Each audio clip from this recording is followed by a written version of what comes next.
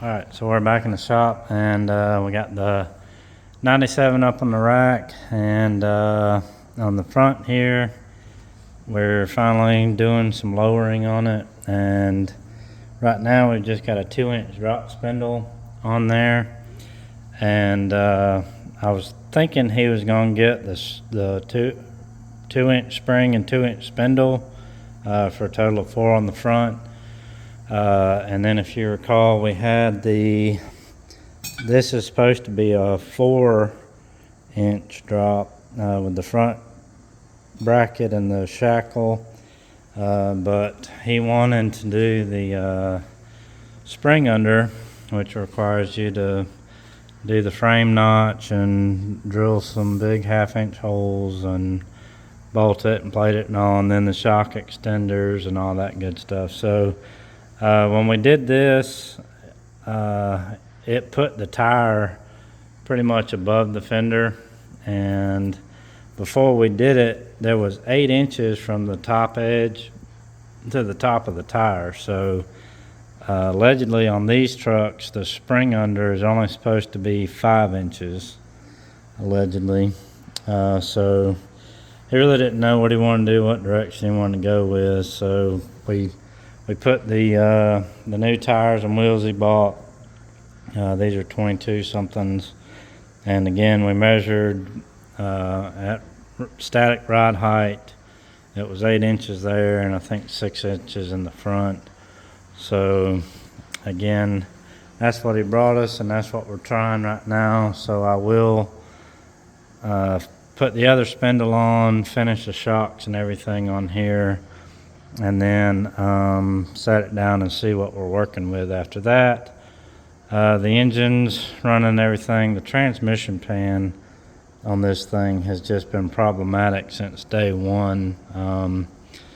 So I took the pan off, put a new filter and gasket on there, and then this gasket leaked worse than the first gasket. So he's bought a good gasket, hopefully this time, that's rubber and metal, because those cheap little kits you get that have the filter and gasket combo, they don't seal up well for some reason. The OEM gasket that comes on the 80 is great, so I don't know if this one just didn't have it when he built it or what, but I mean, it has just made a mess. And then you lose your fluid each time, and yeah, you can clean the pan and catch it, but it just, I don't know, I can't bring myself to put the fluid back in there. So anyway, you lose about a gallon each time you do it.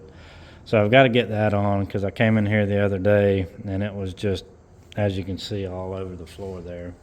I've also been sick for like over 2 weeks. I don't know what this crap is that's going around, but it's really been, usually I'm sick and back at it after a day or two, and then here we are over 2 weeks, and it's just really taking a toll on me. So I'm still have a little bit of a cough and everything, but I feel better. So I'm taking tomorrow off, and then Monday is a holiday, so I'll have a 4-day weekend. So I want to get this thing back together, finish up the exhaust, get the fans wired, get the suspension back on it, and then get it back on the ground, so I can get it off the lift, because we've got another problem with the 62. Apparently Papa's looking down and does not want his grandson to put a V8 in this truck, because it has been problem after problem with the V8 stuff in here. So if you recall, our first engine was an iron block 6-liter. We got it all in, got the truck together, and it was just pouring smoke out of the catch can, had massive amounts of blow by. You'd go drive it and come back, and there would be oil running down the fender apron, and just bad news. So I bought the Denali, pulled the 6.2 out, tried to do the right thing. Apparently I let the magic out of it. I honed it, put new rings in it, put new cam bearings in it, new main bearings, new rod bearings, new oil pump, even splurged and put the nice aluminum dumbbell thing in the back. It's a M365 oil pump, and it had, 75 pounds of pressure on crank up, a solid 50 going down the road, and always had excellent oil pressure. Then, whenever day that was, I went to get the front end line. My buddy Mercedes came through, and surprisingly, the alignment that I had done was very, very close. He just had to touch up the toe very minimally on each side, but the caster and camber and all that was just in the green. So he said that, it really wasn't worth messing with. So he set the toe and let it go. So it drove great on the way home until I looked down and no oil pressure. Immediately shut it off, pulled off the side of the road, checked the oil level, which I knew was fine, but you got to check it right. So I kind of saw some glitter on the stick and got back in the truck, fired it up, and it had like 25 pounds of oil pressure. I was probably 7 miles from home, so I just went ahead and eased it on home and just watched the gauge, and it stayed on about 25 psi the whole way. Some say, oh, well, the gauge, whatever. Well, I trust the gauge because it's telling me something, and until I can prove otherwise, I'm trusting the gauge because that's what I have to go on at the moment. When it did drop to 0, I did hear it being noisy. So when I got home, I was pretty upset. So a couple days later, I came out here, pulled the oil filter off, cut it open, and it was, there was just glitter all in the bottom. So I was like, well, it confirms my suspicion. My wife and everybody was like, oh, well, it's probably something simple, maybe the bypass in the filter, this or that. And I was like, no. If it's going to happen to me, it's going to be catastrophic. It's not going to be something easy. It's just never how it works out in my situation. So put a new filter on it because I needed to get the truck in and out of the shop because I had to change oil in my wife's vehicle, and then I had to put rear hubs on my Cadillac. And lo and behold, fired it up, and it had about 75 pounds of oil pressure again. So I can only assume that it has eaten itself. Material went in, clogged the oil filter, which it was a Mobil 1 filter, which did not have a bypass. So I can only assume that it got clogged from where it's eating itself, and then wasn't able to flow. So with the new filter, again, it was 75 pounds oil pressure. So I'm beat down on this truck. This is by far the most money I've spent on a vehicle and a build in a very long time. I mean, I have a fortune in this truck at this point, and I have a working odometer, so I know that I've driven less than 200 miles. We've been through 2 engines already, and now enter the chat, this engine. So this engine, again, is aluminum 6.2. It's got a JFR cam in it that was custom spec for me probably 12, 13 years ago. So this cam has been around. It's been in quite a few different engine combinations, and maybe it's just time to retire it. So that's what we're going to do. I'm going to pull this engine out, find out what happened with it, fix it, sell it to recoup my money from what we bought here. And another problem with it, again, was the 11-to-1 compression about. It was just on pump gas, spark knock, and everything. It was problematic. And I really didn't like that fact. I put a 6.5 pound spring in it, and this thing just was not fun on 6.5 pounds. It would just not do rolling burnouts like I wanted, and just it did not have the power. And it could be that Michael had the timing pulled on it from where we were driving around on 12 pounds, and I'm sure if we tuned it for the 6.5 pounds, I'm sure that it would run a lot better. But as it was tuned, I'm sure with a lot of timing out of it, it was just very pathetic. So I was not impressed. That being said, I had my eye on this engine when I bought this engine, but this engine was for sale as a short block, and obviously my Liberty heads are a LS3 style, so they have to be on a 4-inch or bigger. And this, I think will be my first time doing a turbo on something smaller than a 6-liter. Historically, my personal stuff has been at least a 6.0 or a 6.2. So I didn't buy this engine the first time because my Liberty heads wouldn't go on here because it is a 5.3. It is a 30 over 5.3. Michael and his family built it for one of Michael's other buddies, and so it is a Gen 4 5.3. It has some kind of flat top piston on it with valve reliefs, and it's got some nice rods in it. It's been balanced and everything. So I'm gonna give this a try. They made over 1,000 at the tires with this engine, with stock 243 heads, an 1840p camshaft. I think he had that BTR equalizer intake on it, and some. I think there were some cheap VS twin turbos on it, but he made a solid 1,075 or something on low, 20 pounds of boost with this engine, again with stock 243s and an 1840p camshaft. And I don't know what kind of transmission he has in his car, but anyway, he had it in a Mustang. Shocker. It was an edge body Mustang, and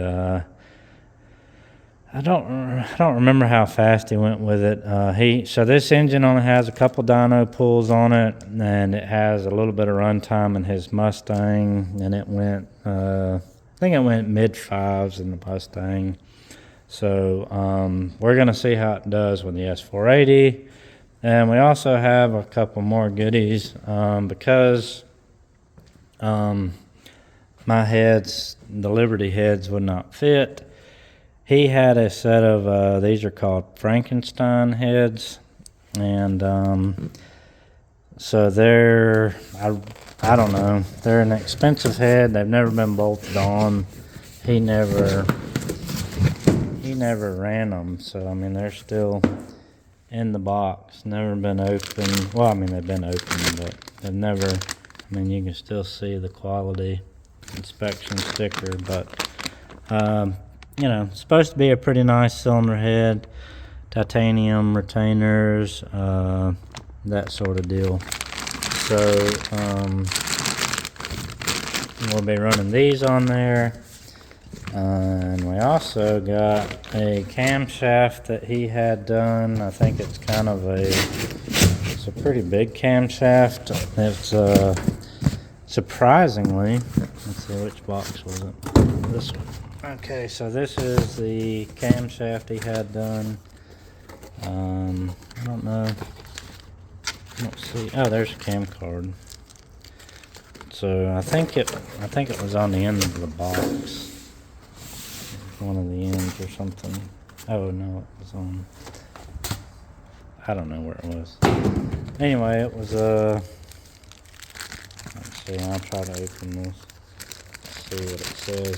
So it's a Martin Smallwood camshaft, and coincidentally I had a Martin Smallwood camshaft. It was like one of the very first camshafts I had ground when I got into the LS world, and that was back when he was at Tick Performance. And so let's see, I don't know what it has here. 109 on the intake, 621, 613, 232, 240. So anyway, there's our camshaft specifications. Apparently it's pretty nasty camshaft from what he said. I am a little worried because I only have like a 3200 stall FTI converter in here, so I don't know if this is going to be enough stall speed. I may have to try to figure out a way to remedy that, but I don't know. I'm kind of excited about it because I've never really had like a true, like a good aftermarket head on an LS. I've always run stock heads. I mean, the Liberty heads are supposed to be better than stock, but I really didn't get to see how they did on this one. Excuse me, kind of disappointed in that. I really wanted to see how these heads did in boost and everything, but it just wasn't in the card. So 5.3, 30 over, Martin Smallwood camshaft, Frankenstein heads, and then we'll have a Trailblazer intake because I'm cheap. But I got all this stuff for what I felt like was a really good deal. I'm sure, everybody's going to want to know how much I spent on my stuff because that's their business. But I felt like I got a really good deal on this stuff. I don't think you couldn't build this and get everything I got for what I paid for it. So I'm excited about it. I'm sick of this. I'm tired of this happening. I don't know what I did wrong. I'll certainly let everybody know what I did wrong so you can avoid it in your dealings, because I don't want this to happen to anyone. Again, I felt like I was doing the right thing, putting a set of standard rod and main bearings and probably 150, 200,000 miles 6.2. I mean, you wouldn't think that would be an issue, but the other thing too with this, not only the compression of 11-to-1, but with it being a 4065 bore and an aluminum block, it's just can't really lean on it that hard. I have run a stock bottom end 6.2 on 20 plus pounds boost with my tuning years ago, and it had a Martin Smallwood cam in it, and it lived and it did fine and everything, so which says a lot with my tuning. So I mean, it would have probably been fine for what I'm trying to do, but I feel like with this one, having a good set of rods and pistons in it and having the machine work done and having it balanced and everything, I think that ultimately this will be the better result. And unless this engine tears up this time, this truck's not going anywhere because it is a family truck, and I would like to keep it in the family. But if this engine tears up in it in less than 100 miles, this truck will be for sale because I will not put up with it anymore. This is third try as a charm. So, that's it. This is it for this thing. If this doesn't work out, I'm done with it. I will park it over here and just, I don't know what I'll do. Maybe I'll just do an electric conversion on the truck and just put a charging station in here and have an electric 62 truck, which I don't think my papa would like that either. But I don't know what I keep doing wrong on this thing. I haven't had issues like this in a while, or ever. But anyway, that's the update on these two. Trying to get this thing lowered and finished up. Again, with my being sick and everything, this is the first time I've been in the shop since a couple days ago when we did the flip kit and started on the front. But I just haven't felt well, and I think then again that didn't help the situation. So anyway, that's the update on these two. Hopefully with the 4-day weekend, I'll be able to get some good progress and maybe get this thing stabbed in there and see how it does.